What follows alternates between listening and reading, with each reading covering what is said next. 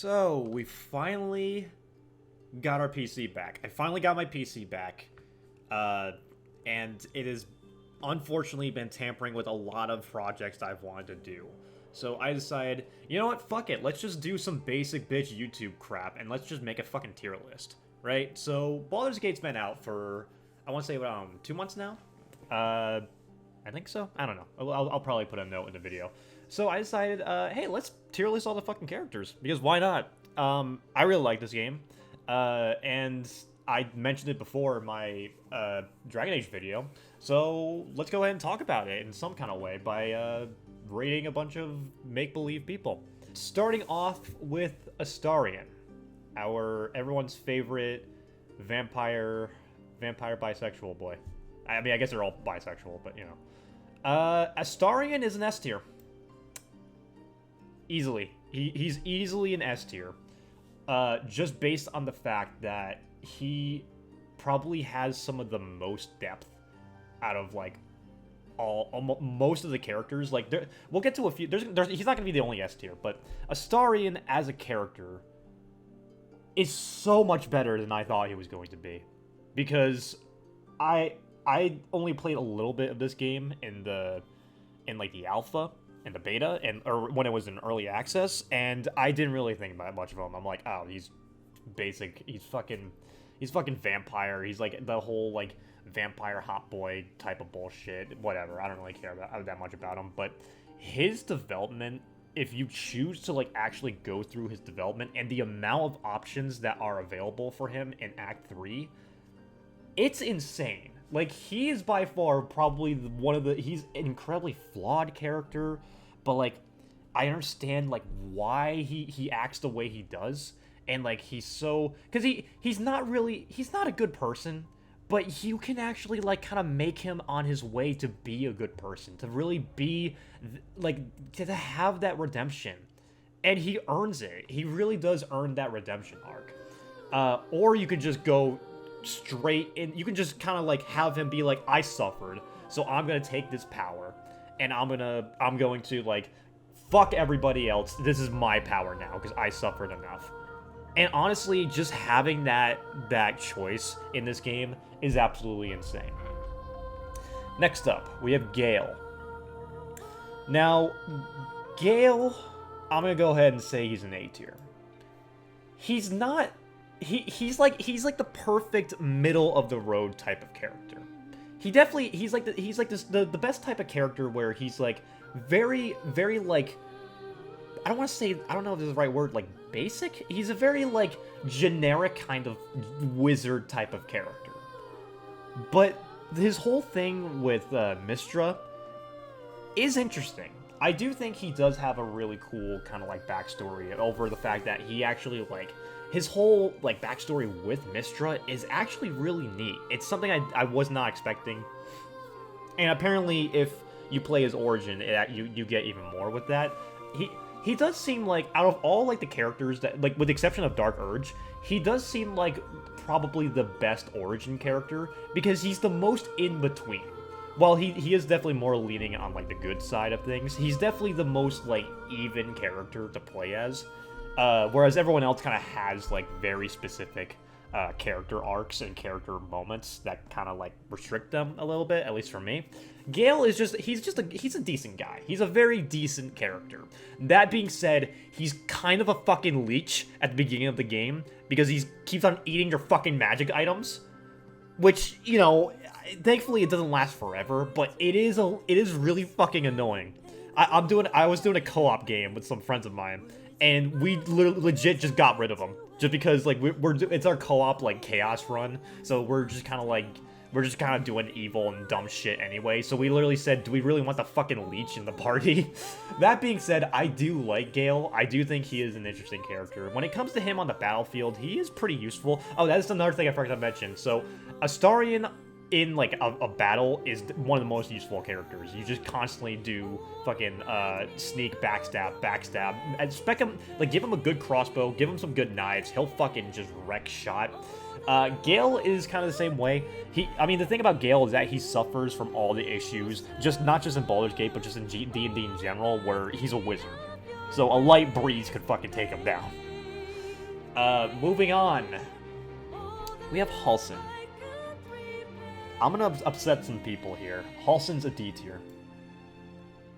Because Halsin really doesn't have that much for his character. Because the really unfortunate thing about Halsin is that you do his companion quest before you even get him as a companion. His whole quest in the like the Shadow Isles, whatever the hell it's called in Act 2, like that whole thing, that whole like arc that he has is really cool. But you don't really learn that much about him. Like he's not traveling with you until the very end of that whole thing. And even then, he just feels the most out of place, in my opinion. Like I thought he was cool because like, but also like his personality, he is the most like basic like copy and paste druid character that everyone has always made. Everyone always makes a druid like Halsin. You know, it's the same shit. The only real reason that I think people like Halsin, he's big fucking elf bear daddy. That's literally the reason. And it's not like I get it, he's fucking big druid daddy, but like that's all he's really got going for him. He's by far the most bland character out of all of them. I mean, I do think he's cool. You know, I in terms of like a fight, it's pretty nice to have someone that can transform into like elementals, especially because you're getting him at a pretty high level. So his transform ability is really nice, or his polymorph, and having druid is nice. But it also just kind of it damages, because we're gonna go into Jaheira here in a second, because like it kind of sucks. It's annoying that we have to have two fucking druids. So let's go ahead and talk about Jaheira. Jaheira is a B tier. I didn't play Baldur's Gate 2, so I don't know about either her or Minsc. So this was my introduction to these two characters. Jaheira, I actually do like as a character. I really like the kind of like the old woman like veteran warrior type of characters. When I played her, I spec'd her into a like a druid fighter. It seemed like that was kind of the gist of what you were supposed to do. And I thought she was just a really great like mentor character. It really sucks because on my first playthrough she fucking died, because when you have her come with you when you're fighting Karlach, she'll die very fucking easily, and she honestly does not have, like, when she's just a temporary companion, she sucks. She's got fucking nothing. When she's a full companion, she's actually pretty good. She's pretty decent. But that being said, like, her character is I do think her character is really cool, and I really like, kind of like her, just her acting as, like, the team mom type of thing. So, yeah, I think Jaheira is very good, but, like, that's the thing in terms of, like, actual useful kind of companions in a fight. I do think she kind of falls a little short, because while she is definitely one of the more unique characters, is that, you know, we already have two fucking druids, right? Moving on. My personal favorite companion in the entire game. She's my favorite character. I love her so much. So far, she's my favorite romance option, and I don't think she's going to be topped. And unfortunately, she's only getting an A tier. Because it's very clear that Karlach was the last character to be made.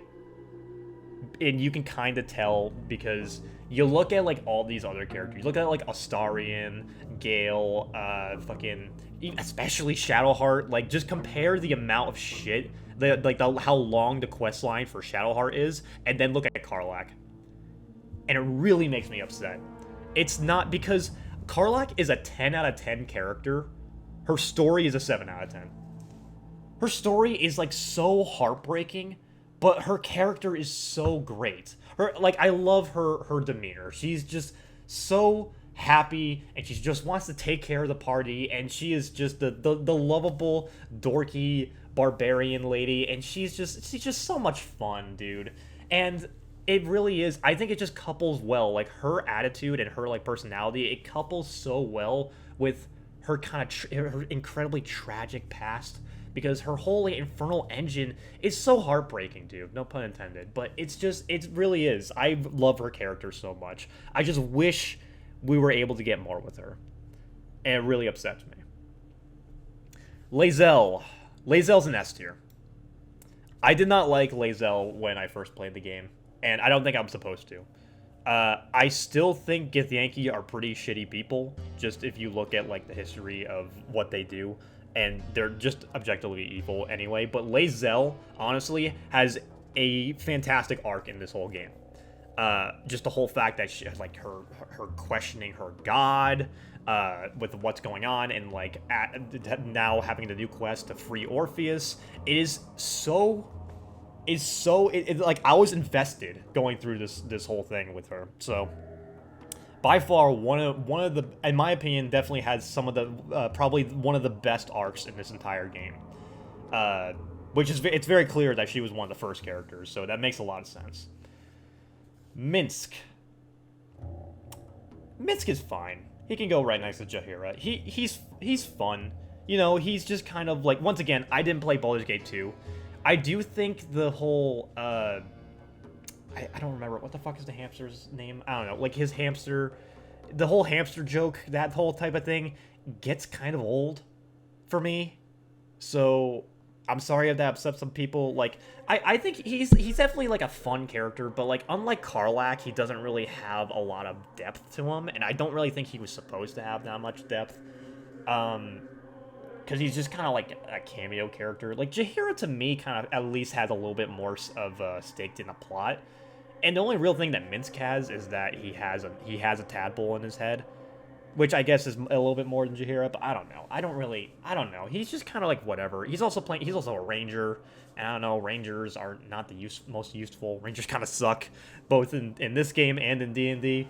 So, I don't know. Minsc is just kind of there. He's, you know what, honestly, let's put him down a little bit. He's like a C tier. And joining him in C tier is going to be Minthara. Now, I know a lot of people ride or die. They fucking love Minthara. People are talking, and I'm about to bring you guys down a peg right now. Minthara is not worth it. Okay? Minthara is an interesting character. I do love the fact that you have a whole new companion that you can get from being an asshole, being an evil son of a bitch. And just the fact that you actually have the access to, like, achieve her at all is a really cool idea. And I really like that whole concept. It reminds me a lot of KOTOR 2, where there's actually, like, 2 different companions that you get depending on your gender. And even if you're, like, playing a light side or dark side character, like, that's a really cool idea. The problem is that she's not worth losing Karlach. And she's definitely not worth losing Wyll either. Like, both those characters, you have to take down both of them, and also you just miss out on so many other fucking quest lines. I know you can also do it if you just ignore the Grove anyway, but I mean, you're missing out on Halsin, you're missing out on so many other things in the fucking Tiefling camp. In the long run, is just more worth it. At least if you're doing like a traditional kind of like playthrough where you want to see as much as you can, which is what most people are going to do. And people are always saying, like, oh, justice for Minthara and, like, all this shit. It's, in the end of the day, she's not worth it. She's just not worth it. But someone who is worth it, Shadowheart. Shadowheart is an S tier, which, honestly, shouldn't be a surprise. She's, by far, probably the most popular character in this entire game. And even though she's not my personal favorite, I do understand that. Her character arc and, like, her character in general is just it's very interesting, kind of, like, going from how she was raised and, like, going through the whole Temple of Shar, especially if you have her with you, is, like, the best way to do it. And, like, her breaking out of that. But once again, like, the choice of having her break out of that or kind of, like, fully embrace it. And it's really interesting to see, like, the 2 cycles of, like, going deeper down this dark path or breaking out of that. It's so insane. Like, we actually have a fucking RPG that treats itself like an RPG. It's so insane, isn't it? So yeah, Shadowheart is a fantastic character. her romance is also pretty good. I've only done 2 romances in this game, Karlach and Shadowheart. I'd have to see the other ones. Also, I don't know why the models on this tier list are like this. These look like the early access models. But finally, we have Wyll. Wyll's a solid A tier. Wyll, he's a very, like, once again, he's also like a very generic kind of character, but they balance this out by having nothing good happen to him ever. And I do think, like, because some people might get a little annoyed with Wyll's whole thing where he's like, oh yes, I am the blade of the frontier, and like that whole kind of like goody two-shoes aspect. But I think it's good just because it has a good balance with everything. Because I do think, because I mean, we got fucking like all 3 of these characters on S tier are essentially evil when we first meet them. Shadowheart's just a little bit more quiet about it. But, like, I think it's good to have, like, this very overly dramatic kind of, like... I don't know if I would say, like, I don't know if I would say lawful good, kind of, like, neutral good, wanting to do good for the community, and just everything is beating him down. Like, there's just so much that is just constantly, like... Fuck you, Wyll. You're not gonna get what you want. Your fucking father's gonna get kidnapped. You're gonna serve me until you die. I'm gonna give you fucking devil horns because you didn't kill Karlach and, like, all this shit. The really unfortunate thing about Wyll is that it seems like he's probably the most... He's probably the least romanced character in this entire game. Because I've only seen these 2. I've only seen Karlach's and Shadowheart's. I guess a little bit of Lae'zel's, but that wasn't me playing.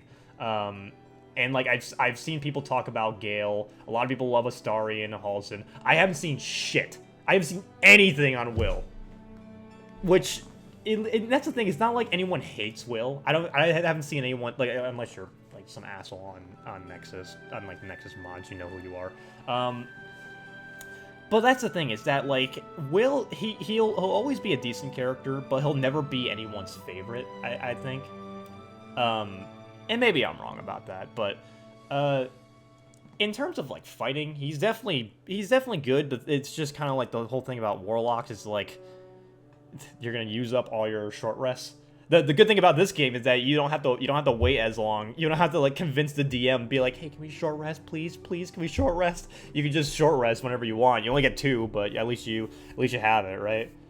But yeah, that's my tier list on all the main companions in this game. If you guys agree, then that's pretty cool. If you disagree, then make your own tier list. All right, see ya.